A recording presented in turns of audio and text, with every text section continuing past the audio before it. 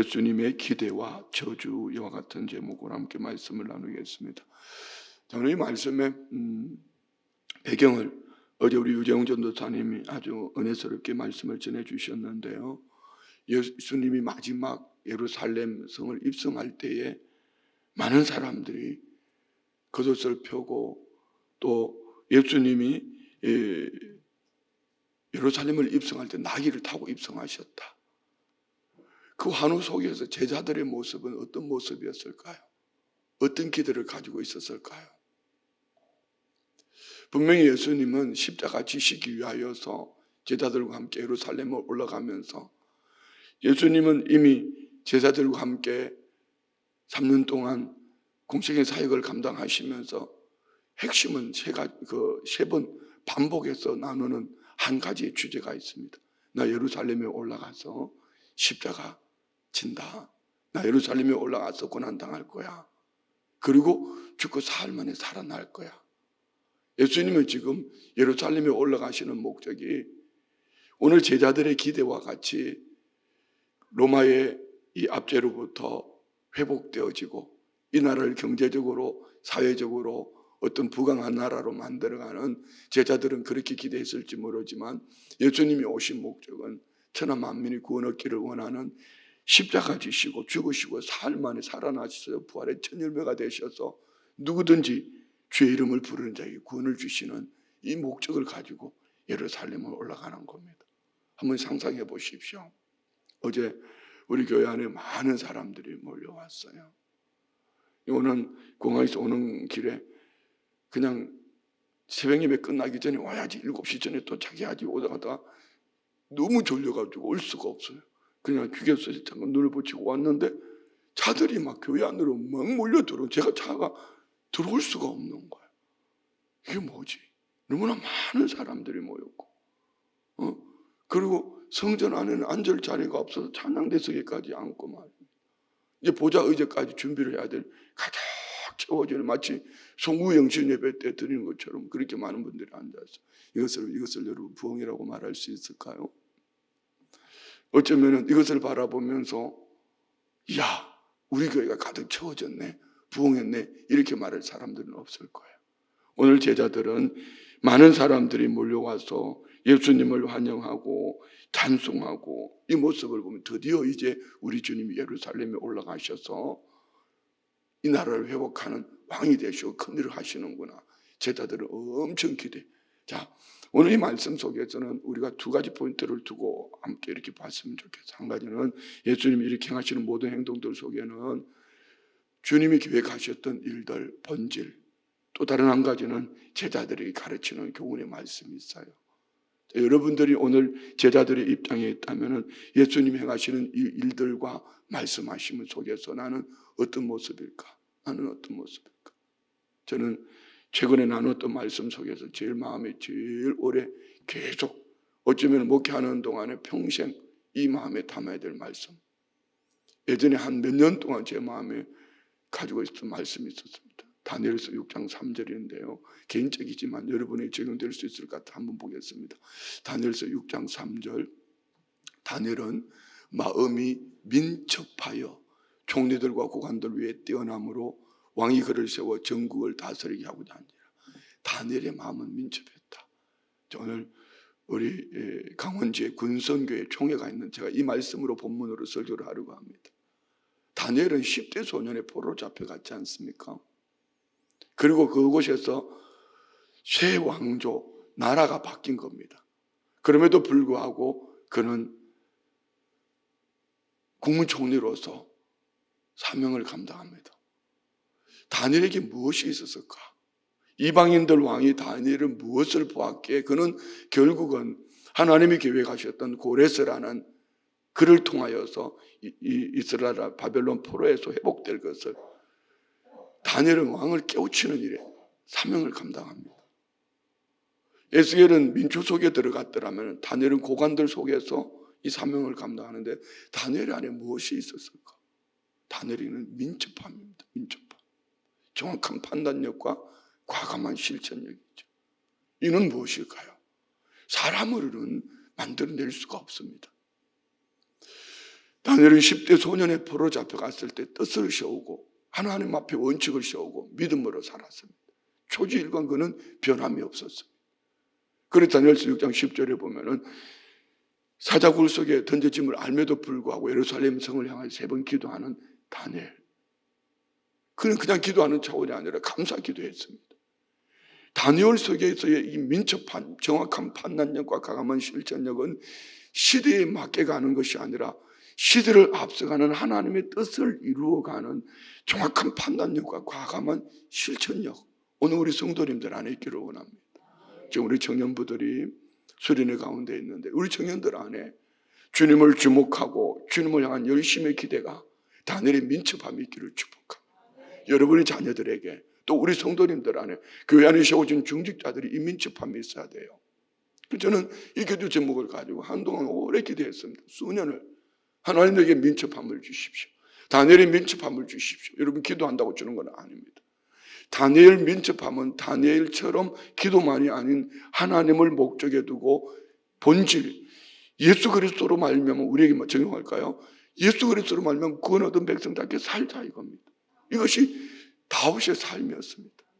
다윗의 시편 78편 보면은 그는 아버지 몇 마리 양을 칠 때에 하나님은 다윗을 양치는 그를 바라보시고 선택하셨는데 그의 중심에 뭐가 있었다고요? 완전함과 능숙함. 78편 봅시다. 이겁니다. 다윗의 따라요. 완전함과 능숙함. 할렐루야. 완전함이 뭐라고 그랬죠?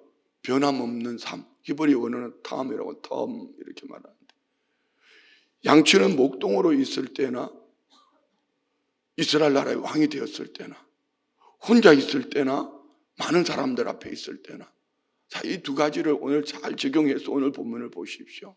예수님은 무엇을 기대했을까? 예수님은 왜 분노했을까? 예수님의 기대는 무엇이며 예수님의 분노는 무엇인가? 교회 안에서 신앙생활은 반짝이는 이 신앙이 과연 얼마나 위험한 신앙인가를 오늘 본문을 통해서 볼 수가 있습니다. 자, 11절 말씀 봅시다. 예수께서 예루살렘에 이르러 성전에 들어가서 모든 것을 둘러보시고, 오늘 제목을 이렇게 하려고 하다가 제목을 바꾼 겁니다. 보시는 예수님. 예수님이 즉흥적으로 어느 날 갑자기 이렇게 하시는 것이 아니라 예수님의 모든 행보는 구약 성경에 기록되어진 말씀 그대로, 말씀하신 대로 자의적이 아닌 주님은 철저하게 말씀 속에서 행보를 행하십니다.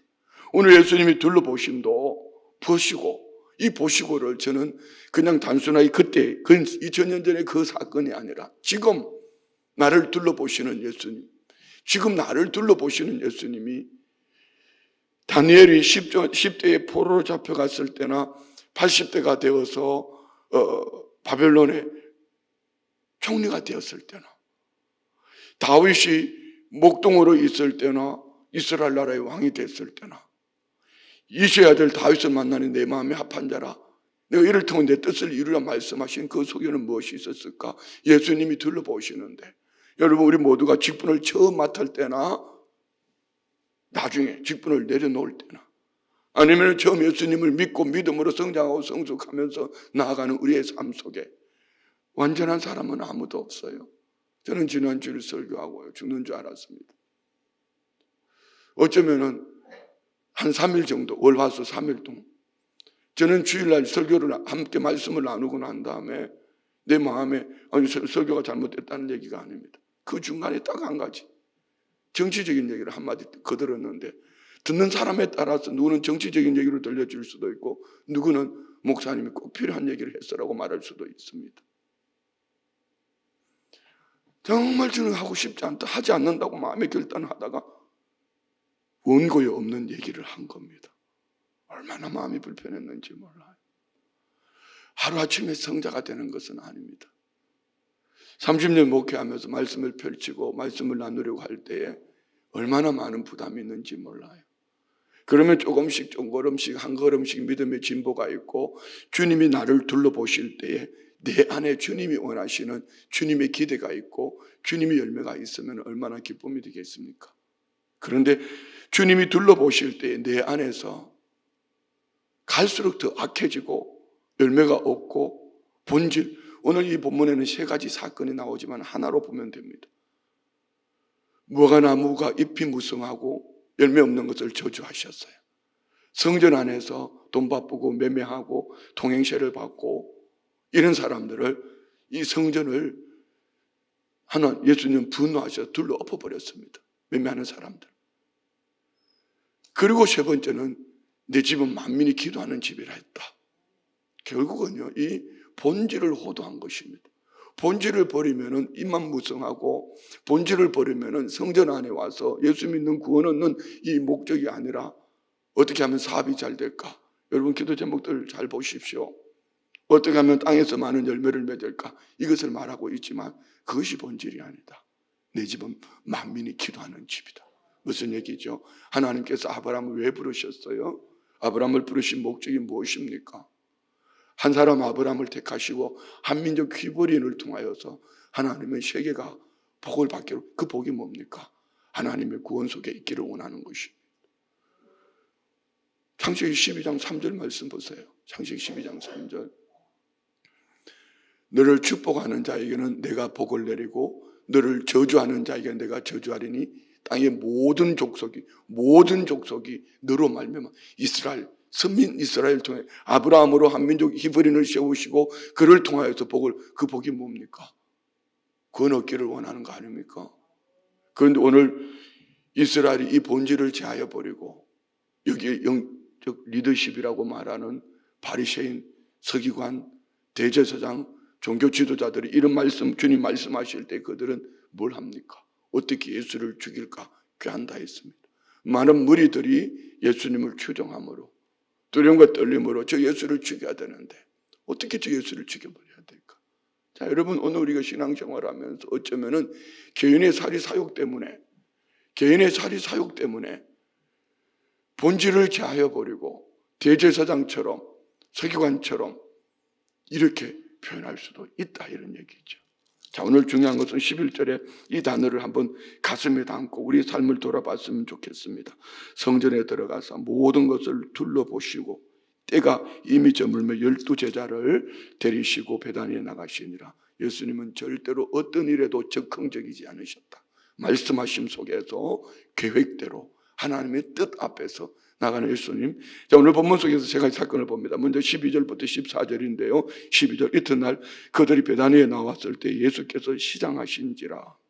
자, 어떤 분들은요, 어떤 무신론자는 이 본문 12절부터 14절에 있는 이 말씀을 보면서 자기는 신앙생활 하지 않는다고, 어떤 학자는 그렇게 얘기한 사람도 있습니다. 엉터리 본질을 제하여 버린 거죠. 예수님이 베다니에서 나오셨다. 예수님이 시장하셨다. 시장하셔서 무화과나무에 갔는데 무화과나무가 열매가 없는 것을 보고 저주하셨다. 그런 차원일까요? 자, 13절 봅시다. 13절, 멀리서 잎사귀 있는 한 무화과나무를 보시고 혹 그 나무에 무엇이 있을까요? 가셨더니, 자, 무화과나무는 두 종류의 무화과나무가 있는데요. 어쨌든 중요한 것은 무화과나무에 열매가 없었다. 자, 이 무화과나무는 이스라엘 백성들을 상징합니다. 오늘 이스라엘 백성들 안에 열매 없음을 주님이 보셨다, 이런 얘기입니다. 가서 보신 적 잎사귀 외에 아무것도 없더라. 이는 무화과의 때가 아니라, 무화과나무의 때가 아니라 주로 8월 9월에 무화과나무 수확도 하고 많은 열매를 맺는데, 무화과나무는 이렇게 해요. 잘 한번 보세요. 우리 봄철에 본가 보면은 무화과나무가 이제 열매가 먼저 맺히고 그 다음에 잎이 납니다. 그게 맞는 거예요. 무화과나무를 잘 보세요. 그런데 오늘 무화과나무 잎이 무성했기 때문에 당연히 아직 무화과의 때가 아님에도 불구하고 여기 무화과나무에 이제 수확의 때가 아니지만 두 종류의 무화과나무 중에 무화과나무의 열매가 있지 아니할까, 이런 기대를 가지고 예수님이 가셨는데 보니까 잎만 무성하고 무화과나무 열매가 없었더라. 자, 여기에 초점을 맞춥시다. 오늘 우리 신앙생활 속에 외적으로 보이는 형식은 있는데 잎은 무성한데 열매가 없다. 자, 이 열매를 어떤 열매를 말할 수 있겠습니까? 성품의 열매도 될 수도 있습니다. 갈라디아서 5장 22절 23절에 나오는 성령의 9가지 열매. 사랑과 희락, 화평, 오래 참음, 자비, 양성, 충성, 온유와 절제의 열매. 우리 신앙생활 속에, 신앙의 연재 속에 열매 맺는 삶이 되기를 원합니다. 빛의 열매도 있습니다. 또 우리 전도의 열매도 있습니다. 여러분 분명히 오늘 주님이 보셨던 것은 무엇입니까? 열매가 없더라는 것입니다. 초신자가 열매를 맺을 수 있을까요? 새신자가 열매를 맺을 수 있을까요? 그렇지만 오늘 우리 신앙생활 속에 시간의 때가 지나감으로 말미암아 우리 주님 보실 때 우리 속 사람이 예수님을 닮기를 원합니다. 우리 속 사람 안에 열매가 있기를 원합니다. 성령의 열매를 맺고 빛의 열매를 맺고 또 우리 복음 전도의 열매를 맺고 열매 맺는 삶. 잎만 무성한데, 잎은 무성한데 아직 열매가 없다. 자, 이것을 보고 예수님 어떻게 하시나 봅시다. 14절 예수께서 나무에게 말씀하여 이르시되 이제부터 영원토록 사람이 내게서 열매를 따먹지 못하리라 하시니 제자들이 이를 듣더라. 아멘. 열매 없는 무화과 나무를 예수님이 저주하셨다. 오늘 설교 제목이 뭐죠? 예수님의 기대와 저주입니다. 예수님 뭘 보셨어요? 열매 맺기를 원하시면서 바라보셨는데 그 나무 안에 열매가 없을 때에 오늘 저주하셨다. 이 본문은 구원에 관계되는 말씀보다는요, 상급에 관계되는 말씀으로 적용하는 것이 더 많습니다. 열매가 없기 때문에 너 전도에 열매가 없기 때문에 너 저주받았어. 이런 얘기가 아닙니다. 심판의 때에 열매 없음을 인하여서 주님은 분명히 책망하실 겁니다. 오늘 우리 성도님들 안에 열매 맺는 신앙이 됩시다. 성령의 9가지 열매를 내면적으로 열매를 맺기를 원합니다. 빛의 열매를 맺기를 원합니다. 복음 전도의 열매를 맺기를 원합니다. 열매 맺는 우리 성도님들 주님의 기대가 넘쳐난 복된 삶이 되십시오. 자, 15절부터 16절까지는 성전 안에서 일어나는 일을 주님이 보셨어요. 성전 안에 지금 뭘 하고 있나 잘 보십시오. 그들이 예루살렘에 들어가니라 예수께서 성전에 들어가사 성전 안에서 매매하는 자들을 내쫓으십니다. 성전 안에서 왜 매매했을까요? 이전에는 이 매매하는 것이 AD 30년 이전에는 성전 안에서 매매하는 것이 없었습니다. 성전 바깥에 감람산에서 매매해서 매매한다는 것은 이런 얘기죠. 어떤 그 절기가 되어서 하나님의 성전에 예배하러 올 때 재물을 먼 곳에서 가지고 오면은 험이 있을 것이고 또 재물이 온전한 재물을 드릴 수가 없으니까 성전 주변에 와서 그들이 원하는 기대의 재물을 구입을 하게 되지요. 그런데 성전 바깥에 감람산에 있던 이 매매를 이제 성전 안 어디 뜰이란 말을 하면은 이방인의 뜰도 있고 여인들의 뜰이 있고 뭐 이 뜰이 있는데 그곳에서 예배의 목적을 둔 이곳에 뭘 했어요? 성전 안에서 매매하는데 왜 그랬을까요?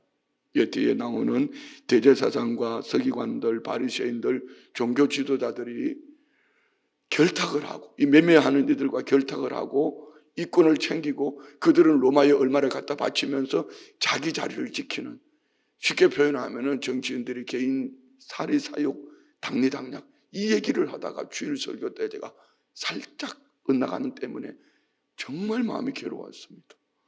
여러분 어쨌든 중요한 것은 이것입니다. 우리 신앙 여정 속에 오늘 교회 와서 우리 신앙생활을 하면서 여러분 자녀들이 잘 되라고 기도하지 못하는 얘기, 하지 말라는 얘기가 아닙니다. 부모 입장에서 당연히 자녀가 잘 되라고 기도해야지요. 여러분 건강을 위해서 기도합니다. 사업을 위해서도 기도합니다. 이 나라의 정치, 경제, 사회, 군사, 문화 모든 걸 위해서 기도합니다. 그러나 본질은 무엇입니까? 예배의 목적이 되어야 될 줄 믿습니다. 예배의 목적이 되어야죠. 이 본질을 제하여 버리고 지금 그들이 무엇에 혈안이 되어 있냐는 것이죠. 성전 안에서 매매하고 내쫓으시는데 돈 바꾸는 상인들. 왜 돈 바꿨습니까? 그들은 로마 화폐를 쓰지만 하나님 앞에 드리는 성전 화폐로 바꾸는 겁니다. 로마 화폐에는 가이사 황제의 그림이 있으니까 이것을 재물을 드릴 수 없는 것이죠. 그래서 돈을 바꿔서 하나님 앞에 드리는데 이것을 갖다가 하나님 앞에 드리는 종교적인 어떤 행위를 자기들이 이권을 위해서 삼는 것입니다. 뭐 교회 안에서 무슨 선교합시다 이렇게 하면 돈벌이를 한다든지 아니면 무슨 표를 얻기 위해서 교회 와가지고 뭐 이렇게 한다라든지 그럼 그 사람들의 몫이고, 우리 예수 믿는 우리 성도님들은 오직 본질, 하나님을 예배하는 본질이 되시기 바랍니다. 그렇습니다. 돈 바꾸는 자들과 비둘기 파는 자들 의자를 둘러보죠. 비둘기 파는 자.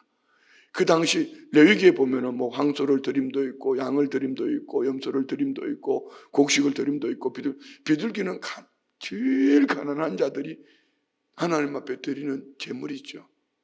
무슨 얘기입니까? 제물을 제일 가난한 자들이 마치 과부의 두렵존처럼 가지고 와서 하나님 앞에 드리는데, 이 속에서 이권을 챙겨 먹는 이런 종교 지도자들, 그리고 하나님의 성전이 본질 예배하는 목적이 아닌 다른 것으로 바꿔버렸습니다.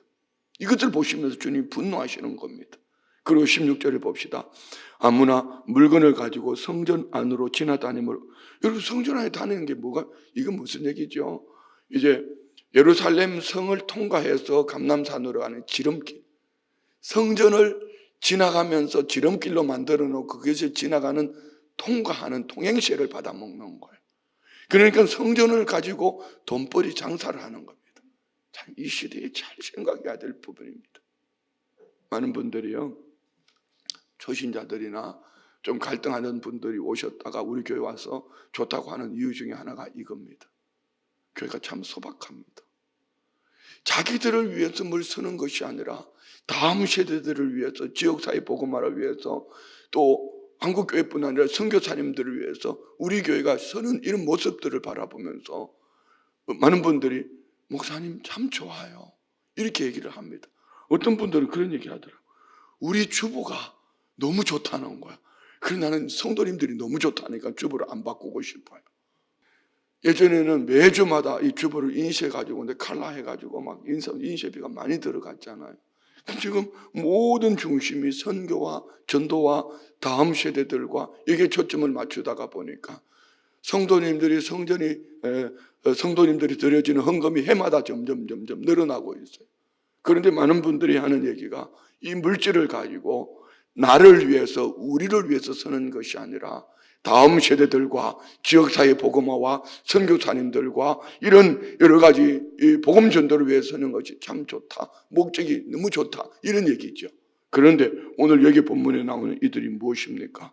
그들의 목적은 본질이 호도되었습니다. 예배해야 될 성전을 종교 리더십들이 자기들이 착복하고 자기 자리를 지키기 위해서, 이권을 지키고 돈을 거둬들여서 로마에 얼마를 갖다 바치고 하는 이런 모든 행위들. 그런데 오늘 교회들을 잘 봐요. 잘 돌아보셔야 돼요. 그럼 여러분이 교회의 어떤 정책이나 교회가 행하고자 하는 일들 속에서 이 본질을 제하여 버릴 때는 항의를 하셔야 돼요. 교회가 사치스럽다, 본질을 제하여 버린 우리들만을 위한 어떤 사치스러움이 있다는 것은 결코 주님이 기뻐하지 않을 것입니다. 주님의 기대는 무엇입니까? 성전은 예배하는 목적, 본질 말입니다. 그러면 오늘 우리 순복음 춘천교회가 이 땅에 남아 있어야 될 이유가 무엇이지요? 저와 우리가 이 땅에 남아 있어야 될 이유가 무엇이지요? 마태복음 28장, 여러분들이 다 꿰뚫어 알고 있는 말씀 아닙니까? 마태복음 28장 18절로 20절 우리 한번 읽어요. 가슴에 담았으면 좋겠어요. 예수께서 나와 말씀하여 이르시되 하늘과 땅의 모든 권세를 내게 주셨으니 그러므로 너희는 가서 모든 민족을 제자로 삼아 아버지와 아들과 성령의 이름으로 세를 베풀고 내가 너희에게 분부한 모든 것을 가르쳐 지키게 하라. 볼지어다 내가 세상 끝날까지 너희와 항상 함께 있으리라. 여러분, 이것이 본질. 우리 주님이 함께 하시겠다는 사람이요, 사기치는 함께 해줄게 이렇게 말하지 않았어요. 모든 족속을 제자 삼으라. 아버지와 아들과 성령의 이름으로 세례를 주라. 땅끝까지 복음 전도와 선교를 위해서 나가는 이들과 함께 하시겠다 주님 말씀하시오. 저는 그래서 선교사님들을 보면 이번에도요, 한 지역에 갔는데 한 지역 안에 선교사님들이 300명이나 있대. 뭐 하는 분들인가 봤더니 은퇴하고 가서 선교사님 이름으로 가서 그 중에는 정말 잘하는 분들도 많이 있죠. 그럼에도 불구하고 선교사라는 이름으로 가서 본교회에서 보내주는 이걸 가지고 자기가 누리고 있다, 그건 아니에요. 저는 우리 선교사님들요, 참 우리 교회 선교 정말 훌륭해요. 이런 선교사님들의 자녀들을 보면서 그 열매를 봅니다. 한번 보세요. 우리 박철환 선교사님, 김학봉 선교사님, 김준수 선교사님, 또 김도영 선교사님, 김도영 선교사님은 딸이 이번에 일본에서 의대 합격했어요. 선교사님들 자녀들 보세요. 어떤 사회적인 부분을 잘 됐다고 말하는 것이 아니라 부모로부터 함께 배웠던 그 일들로 말미암아 본질을 가지고 가니까 그들이 주님 나라가 영광을 위해서 주신 재능으로 쓰임 받는데요. 얼마나 아름답게 쓰임 받는지. 저는 지금 우리 임원호 선교사님이 함께 와 계시는데요. 나는 지금 미얀마에서 이번에 선교사님들, 성깁 선교사님들 함께 해주셔서 근데 이 세 자녀를 보면서 참 감동을 받습니다. 너무 귀한 자녀들이죠. 분명히 본질을 가지고 가는 이들에게 하나님은 아름다운 가정의 열매를 주시더라는 겁니다. 우리 선교사님들의 가정이 참 복돼요. 그러면 우리도 마찬가지예요. 똑같이 우리도 한 시대를 살아내면서 꼭 선교를 다양한 믿음 생활 잘하는 건 아니잖아요. 우리가 이곳에서 이런 마음 가지고 다니엘처럼 민첩함을 가지고 아니면은 다윗처럼 완전함과 능숙함을 가지고 변함없는 주님의 거룩하신 모습 속에서 살아내는 우리 성도님들의 삶, 그리고 그 다음에 주님은 아름다운 열매를 맺게 하실 줄 믿습니다. 그렇습니다. 예수님의 기대는 무엇일까요? 많은 열매를 맺어라, 이것이 목적일까요? 아니면 예수님이 마음에 들지 않는다고 막 저주하는 것이 목적일까요? 그렇지 않습니다. 우리가 그리스도인으로서의 본질을 제하여 버리지 않기를 원합니다. 할렐루야. 자, 봅시다. 17절. 이에 가르쳐 이르시되 기록된 바 내 집은 만민이 기도하는 집이라 칭함을 받으리라 하지 아니하였느냐. 너희는 강도의 소굴을 만들었다. 강도의 소굴이죠. 예배의 본질, 만민이 기도하는 집. 예레미야 7장 8절부터 11절에 보면은 예수님이, 하나님께서 예레미야를 통해서 주셨던 말씀이 오늘 그대로 지금 본문에 나타나 있습니다. 봅시다. 보라, 너희가 무익한 거짓말을 의존하는도다. 왜 무익한 거짓말을 했을까? 그들 왜 거짓말을 했을까? 그것을 왜 의존했을까? 9절요. 너희가 도둑질하며 살인하며 간음하며 거짓 맹세하며 바알에게 분향하며 너희가 알지 못하는 다른 신들을 따르면서 내 이름으로 일컬음을 받는 이 집에 들어와서 내 앞에 서서 말하기를 우리가 구원을 얻었나이다 하느냐. 여러분, 아무렇게나 마음대로 살다가 교회 와서 나 구원 얻었어. 여러분, 이것이 여러분 교회가 오늘 저와 우리에게 이 목적이 아니에요. 예수 믿고 구원 얻은 주의 백성들이 하나님을 예배하면서 열매 맺는 삶을 살기 위해서 우리는 어떻게 살아내야 될까? 다시 말씀 올려주셔요. 우리가 구원을 얻었나이다 하느냐? 이는 이 모든 가증한 일을 행하려 함이로다. 구원 얻었다 하면서 가증한 일, 우상을 숭배하면서 몸은 교회에 와 있지만, 제가 늘 가끔 나누는 말 아닙니까? 몸은 교회에 와 있지만 마음 중심은 그렇지 않다는 얘기죠. 마음에는 주님을 향한 기대가 없다는 것이죠. 속 사람이 성령으로 말미암아 변화된 삶이 없다는 것입니다. 그 안에 열매가 맺혀질 수 없는 것이죠. 왜 그랬을까요? 예배의 본질을 제하여버렸기 때문에. 11절 봅시다. 내 이름으로 일컬음을 받는 이 집이 너희 눈에는 도둑의 소굴로 보이느냐. 보라, 나 곧 내가 그것을 보았노라. 여호와의 말씀이니라. 자, 예레미야 시대 때의 그 시대의 죄악상. 오늘 예수님이 공생의 사역 마지막 클라이막스 그때, 오늘 지금 우리 한국교회 세계 열방의 교회들을 보면서 정말 지금 마지막 때에 엄청난 부흥, 복음의 본질을 가지고 부흥을 하는 교회가 있는가 하면 얼마나 많은 교회들은 오늘 이 본문의 모습처럼 무너져 가고 있다는 것이죠. 오늘 우리 성도님들은 왜 이 새벽에 나오셨어요? 우리 성도님들의 신앙의 본질은 무엇입니까? 우리는 구원 얻은 하나님의 백성으로 하나님을 예배하는 것이 목적이 되기를 원합니다. 그리고 예배자는 삶으로 무엇을 가지고 살아야 될까요? 세계 열방을 가슴에 품고 우리 주님이 원하시는 그 기대의 열매를 맺는 우리 모두가 되시기를 주의 이름으로 축원드립니다. 그래서 교회는 화려함보다는요, 본질을 쫓아가야 돼요. 그리고 우리 모두 마찬가지. 나는 뭘 메이크를 뭘 입었네, 남편에게 뭔 선물을 받았네, 그런 자랑하지 말고 나는 예배하는 본질을 가지고 기도하며 전도와 선교의 이 목적에 맞는 삶을 살고 있는가? 우리 교회가 지금 그 방향으로 가고 있는 거. 여러분, 우리 장로님들이 잘 봐야 될 것은 그런 것입니다.